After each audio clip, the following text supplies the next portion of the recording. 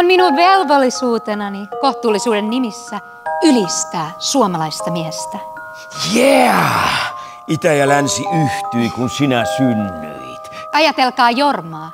Mä olen Jorma, kova Jorma Kovanen. Nähkää hänet ei poliittisena olentona, joka vain yrittää järjestää itselleen kohtuullisen elannon. Jalat idästä, leuka Baltiasta, katseessa hehkuu pohjan tähtiin. Jorma! Nähkää hänen isoisänsä metsässä. Mä näen. Apuna on Suomen hevonen. Ihana heppa. Perssialkaisuus ei ole rikos. No anteeksi. Ei, ihan oikeesti. Vedättäminen tienvarteen, josta tehtaan ajomies sen lopulta noutaa. Tehtaan panomies. Hello, ladies. Ja kun maatamme uhkaa vierasvalta, kun sota tulee, sinne Jormakin kyselemättä menee. Rintamalle.